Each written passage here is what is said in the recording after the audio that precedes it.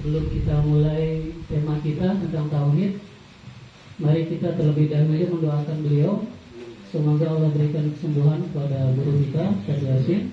Semoga Allah angkat penyakitnya dan Allah kembalikan kesehatannya lahir dan batin. Al-Fatihah. Bismillahirrahmanirrahim. Alhamdulillahirabbil alamin arrahmanir rahim maliki yaumiddin. Iyyaka na'budu wa iyyaka nasta'in ihdinas siratal mustaqim. Siratal ladzina an'amta 'alaihim ghairil maghdubi 'alaihim waladdallin. Baik Bapak sekalian, semoga sekali lagi kita termasuk umat Nabi Muhammad, dan Nabi Muhammad juga mengakui kita sebagai umatnya, dan semoga kelak kita semuanya mendapatkan syafaat dari beliau. Amin. Baik, jadi Imam Ibnu Taimiyah membagi tauhid menjadi 3, yaitu tauhid rububiyah, tauhid uluhiyah, dan tauhid asma wa sifat. Tauhid rububiyah adalah bagaimana kita menjadikan Allah, meyakini bahwa Allah yang menciptakan seluruh alam semesta, meyakini bahwa Allah yang mengatur, memelihara seluruh alam semesta semuanya. Jangankan makhluk-makhluk hidup bernyawa, jangankan makhluk-makhluk yang gede, ya, macam matahari, macam planet-planet, macam bumi dan seterusnya, dan makhluk-makhluk yang kecil banget yang ukurannya mikro bahkan nano, itu juga Allah yang ngatur semuanya. Allah yang menguasai semuanya. Allah yang menciptakan semuanya. Sebagai muslim yang bertauhid, kita mesti meyakini itu. Kemudian tauhid uluhiyah, ada tauhid ketuhanan. Sebagai orang yang sudah mentauhidkan Allah, maka kita wajib beribadah hanya kepada Allah saja.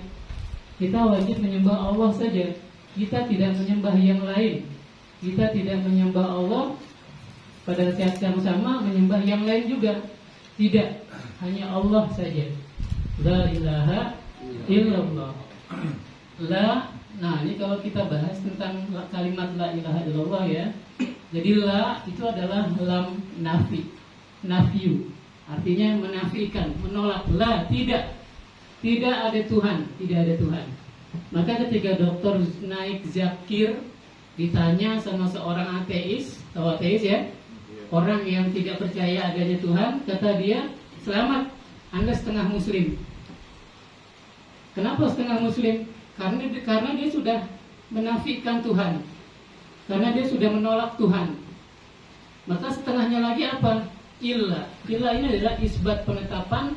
Setelah tadi semuanya Tuhan itu ditolak, dan memang tidak ada Tuhan yang lain, tidak ada Tuhan yang lain, maka kita tetapkan illa Allah, illallah, kecuali Allah saja.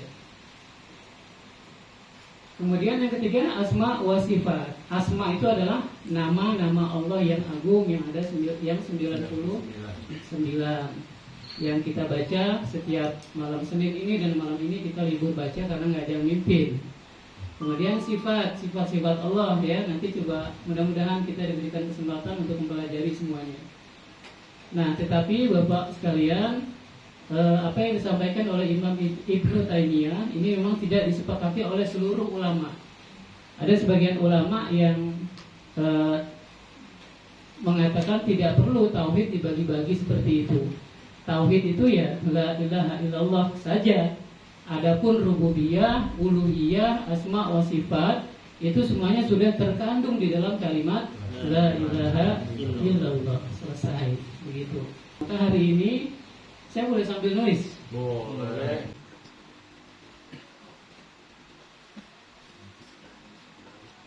Nah, ini udah ada rambutnya. Bisa dibaca? Ahammiyatus syahadatain. Ahammiyatus syahadatain. Ahammiyah ini adalah urgensi atau pentingnya. Syahadatain, dua kalimat syahadat. Dua kalimat syahadat.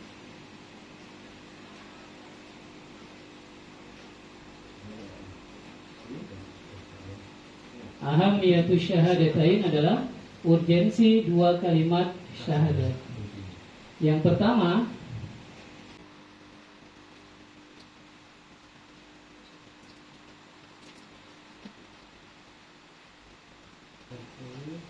Ada yang bisa baca? Madkhulu ilal Islam. Ini adalah paham yaitu syahadatain atau urgensi syahadat yang pertama. Madkhulu ilal Islam. Apa artinya?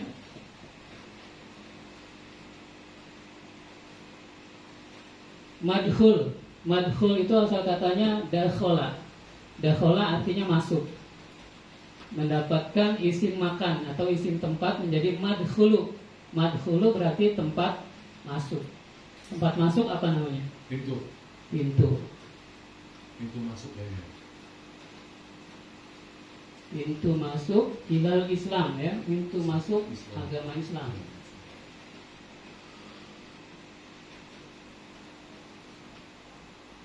Urgensi syahadatain yang pertama adalah sebagai pintu masuk agama Islam. Kita kan tahu semua ya bahwa siapapun yang mau masuk Islam maka dia wajib mengucapkan 2 kalimat syahadat. Pertanyaannya, kalau yang mau masuk Islam itu adalah orang yang sebelumnya beragama lain, agama Kristen, Hindu, Buddha dan sebagainya, mau masuk Islam, maka mereka mengucapkan 2 kalimat syahadat. Lalu bagaimana dengan kita yang lahir sudah menjadi Muslim? Apakah kita wajib baca syahadat? Wajib. Kapan bacanya? Sholat. Pas sholat. Itu udah Islam kan? Itu masuk Islamnya gimana?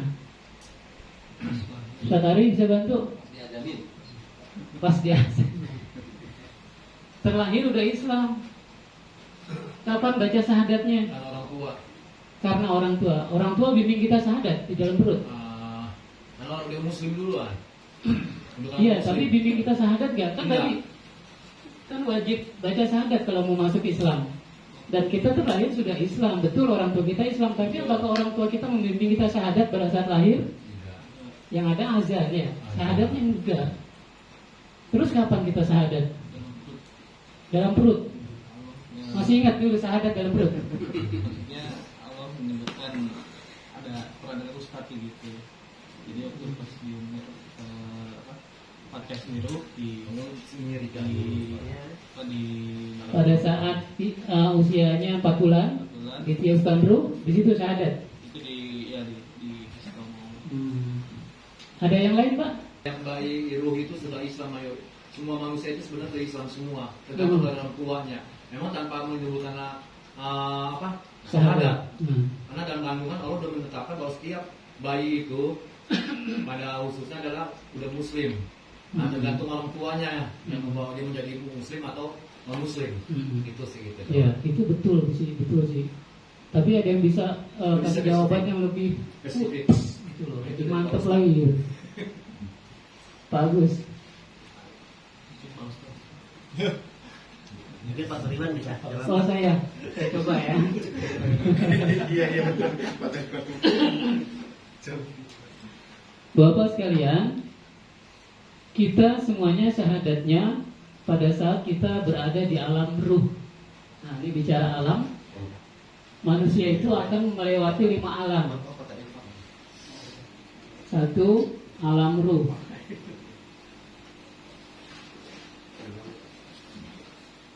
Kita semuanya dulu sebelum terlahir ke dunia ini, kita hidup di alam ruh. Jadi pada saat itu Allah sudah ciptakan kita, tapi masih dalam bentuk ruhnya saja, belum ada jasadnya.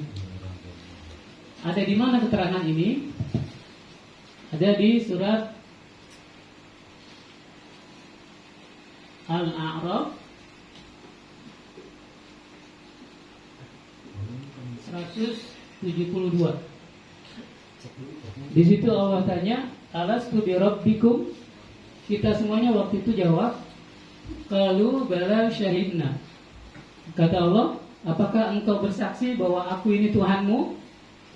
Kita semuanya waktu itu tanpa kecuali semua manusia kompak mengatakan, qalu bala syahidna. Mereka mengatakan, betul ya Allah, kami bersaksi bahwa engkau adalah Tuhan kami. Dah, semua manusia tuh, yang hari ini agamanya Kristen, yang hari ini agamanya Hindu, Buddha, Yahudi, Majusi, Zoroaster, agamanya Tao, agamanya apalah entah berantah gitu ya. Bahkan yang nggak beragama, yang menolak Tuhan, itu semuanya dulu waktu di alam ruh sudah bersahadat, sudah mengatakan qalu bala syahidna, ya Allah kami bersaksi bahwa Engkau adalah Tuhan kami. Masih ingat pada saat kita bersahadat di alam ruh? Enggak. Nggak ingat ya? Nggak ingat sih wajar ya. Sekarang gini, saya tanya deh, kita setelah masuk ke alam ruh, kita masuk ke alam yang kedua apa? Alam rahim, alam perut ibu. Ini yang tadi Pak Iman katakan, ketika kita berusia 120 hari atau 4 bulan, maka di situ ditetapkan ajal kita, jodoh kita, rezeki kita. Bukan bersahadat Pak ya, bersahadat di alam ruh. Masuk ke alam rahim, kita sudah dalam keadaan muslim, Islam, sudah bersahadat. Yang ketiga, alam dunia. ya betul, alam dunia. Di alam rahim kita kira-kira 9 bulan 10 hari normalnya pada umumnya. Ada yang kurang, ada yang lebih, ada yang 7 bulan sudah lahir, ada 8 bulan sudah lahir. Belum lama di IGD Fatmawati ada 6 bulan bayi lahir tapi hidup sehat, 6 bulan. Ada yang setahun, 12 bulan. Imam Syafi'i konon katanya beliau di dalam kandungan ibunya 2 tahun. Jadi macam-macam ya. Tapi kira-kira normalnya manusia pada umumnya hidup di dalam rahim itu 9 bulan. 9 bulan 10 hari kurang lebih seperti itu. Nah, setelah kita keluar dari alam rahim, kita lahir ke dunia. Setelah di dunia, dari dunia kita kemana lagi? Alam apa? Alam fana. Kubur ya, alam kubur atau alam barzah.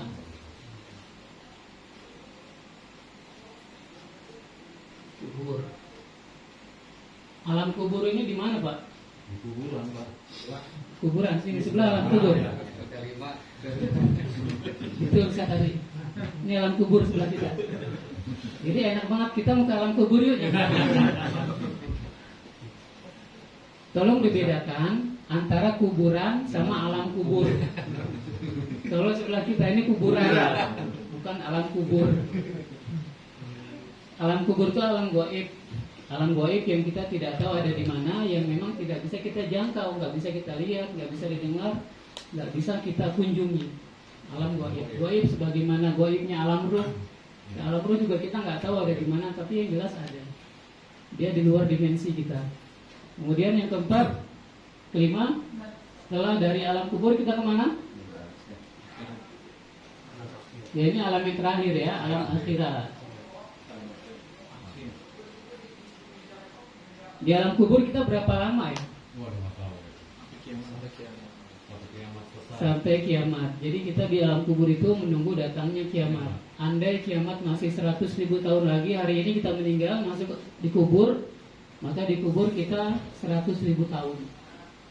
Andai kiamat masih 1 juta tahun lagi, maka 1 juta tahun kita berada di alam kubur. Andai kiamat masih 1 miliar tahun lagi, maka selama itulah kita berada di alam kubur, menunggu datangnya kiamat. Kalau di alam kubur kita luas, keren, indah, nyaman, ditemenin bidadari-bidadari cantik, sih enak banget, mau berapa lama juga oke aja.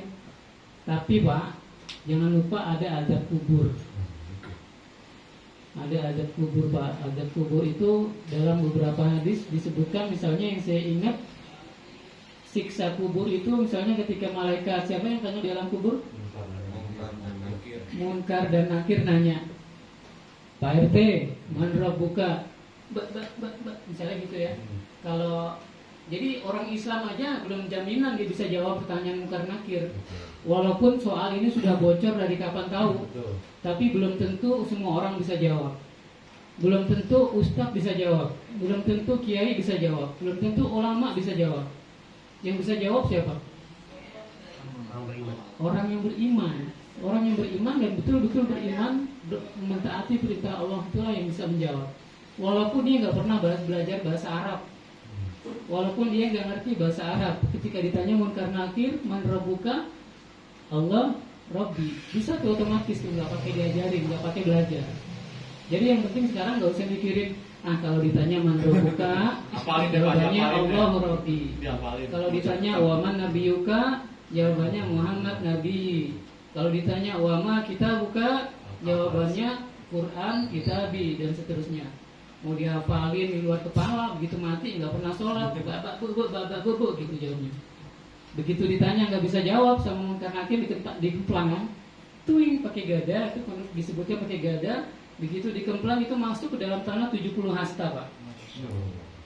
Dikemplang masuk dalam tanah 70 hasta.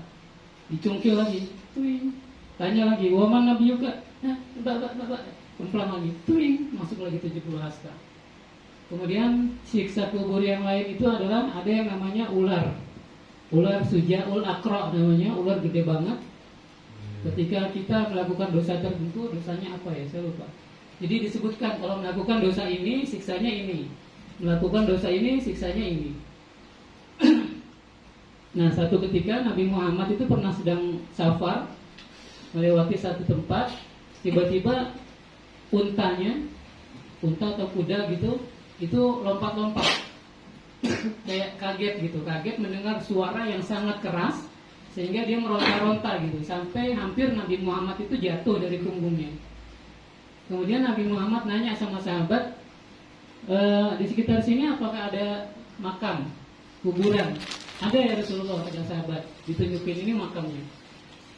Nah, Nabi Muhammad kemudian mengunjungi makam itu, lalu mencabut pelepah kurma, ditaruh di atas kuburan itu.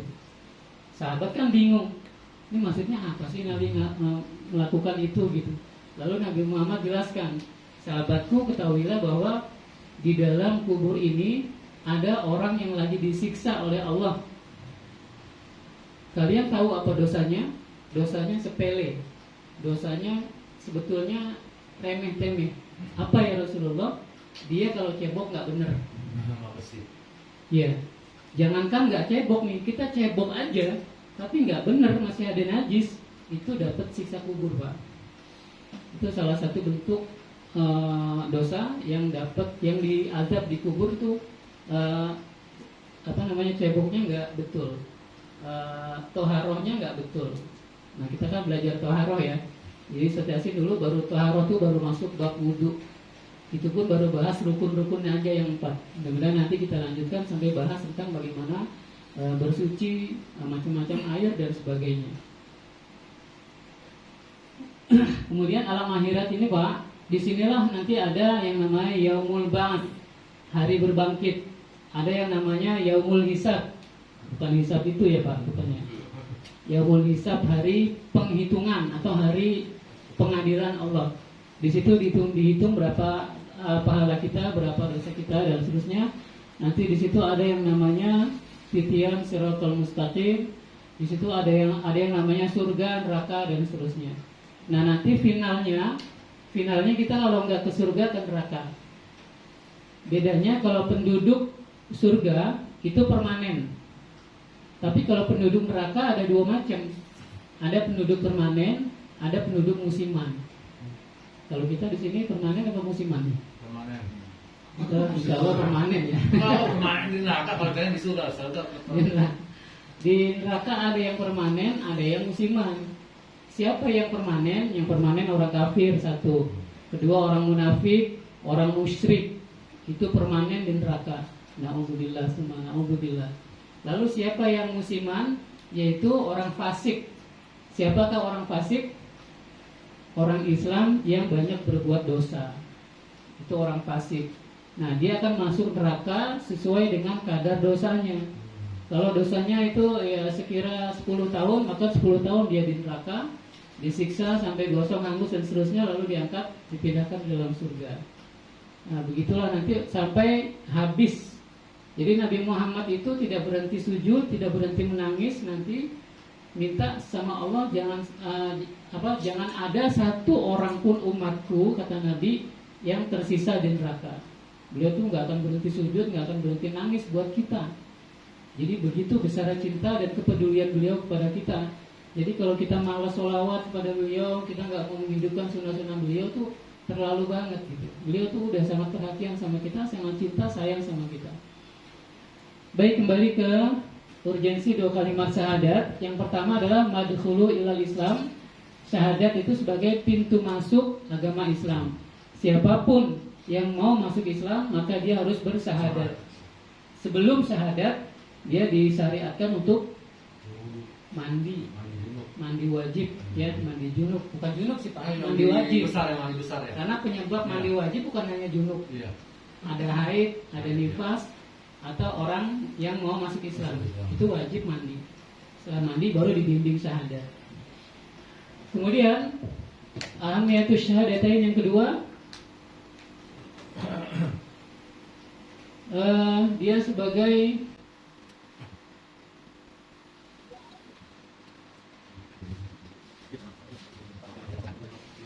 yang kedua adalah haqiqatu da'watur rasul.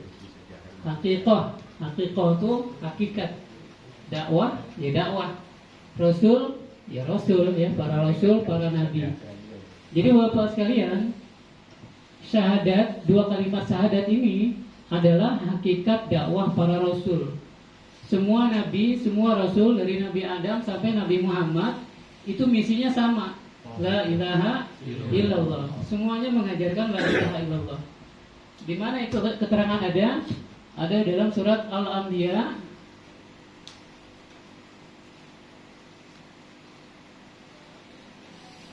ayat 25. Al-Anbiya ayat 25. Wa ma arsalnaka mir rusulika, lupa. Yang jelas artinya adalah tidaklah aku utus nabi-nabi sebelum engkau Muhammad kecuali sudah aku perintahkan kepada mereka untuk menuhankan aku saja, kata Allah, untuk beribadah kepadaku saja. Maka para nabi dakwahnya kalau mereka datang kepada umat mereka, apa yang mereka katakan? Ya qaumi fattakullah wa ati'uni. Wahai kaumku, bertakwalah kepada Allah dan taatilah aku. Maksudnya taatilah bahwa aku ini mengajarkan kalian untuk menyembah Allah dan meninggalkan semua sembahan-sembahan yang selain Allah. Semuanya nabi, semuanya rasul, dakwahnya seperti ini, Pak. Jadi hakikatnya agama yang Allah turunkan itu cuma satu doang, yaitu Islam saja. Allah nggak pernah menurunkan agama yang lain. Allah nggak menurunkan Yahudi, nggak menurunkan Nasrani, nggak apalagi Hindu, Buddha. Jadi kalau kita belajar perbandingan agama, Pak, agama itu terbagi menjadi 2. Nah ini kalau dulu sebelum saya dapat pencerahan, agama terbagi menjadi 2. Yang pertama adalah agama Samawi. Samawi itu apa? Samawi, sama itu artinya langit. Jadi agama Samawi maksudnya agama yang diturunkan dari langit, maksudnya dari Tuhan, dari Allah. Apa aja? Kalau dulu saya taunya Islam, Yahudi, Kristen, Islam. Tapi ternyata kemudian tidak. Yang Allah turunkan itu cuma Islam doang. Nabi Musa itu bawa Islam. Nabi Isa itu bawa Islam. Semuanya ngajarin la ilaha illallah. Kalau Nabi Musa ya Musa Rasulullah. Kalau Nabi Isa la ilaha illallah, Isa Rasulullah. Nabi Ibrahim la ilaha illallah, Ibrahim Rasulullah. Nabi Adam la ilaha illallah, Adam Rasulullah. Sampai Muhammad ya la ilaha illallah, Muhammadur Rasulullah. Semuanya sama. Semuanya sama misinya la ilaha illallah. Kemudian agama yang kedua, agama Arabi. Apa tuh Arabi? Lawannya langit. Apa Pak? Bumi. Langit berarti agama bumi. Apa yang dimaksud dengan agama bumi? Buatan manusia. Betul, agama yang dibikin sama manusia. Apa tuh? Wah banyak banget. Pokoknya selain Islam tuh bikinan manusia semua. Termasuk Yahudi, Nasrani itu bikinan manusia. Nasrani itu pernah nyimak videonya Ustazah Irena Handono nggak? Ya. Mantan Biarawati itu beliau kan ceritakan di situ ya. Jadi ternyata agama Nasrani itu Yesus Kristus dinobatkan sebagai Tuhan itu pada saat konsili di Romawi. mana? Konstantinopel. Konsili di Nicea. Kapan? Pada tahun 325 Masehi. Disinilah para pendeta, para pastor kumpul, kongres jadi satu, lalu menetapkan Yesus Kristus sebagai Tuhan di sini. Sayangnya banyak orang Kristen yang nggak mau mempelajari ini. Kenapa nggak mau? Bukan nggak mau, mungkin nggak boleh. Kayak Ustadz Felixio itu, ketika dia tanya tentang Tuhan gini, Pak Pastor, kita ini asalnya dari mana? Dari Tuhan. Tuhan siapa? Ya Tuhan, Tuhan Bapa, Tuhan Anak, Roh Kudus. Lah Tuhan itu berapa, Pastor? Tuhan itu satu. Loh, tapi tadi sebutkan tiga. Iya, satu tapi tiga.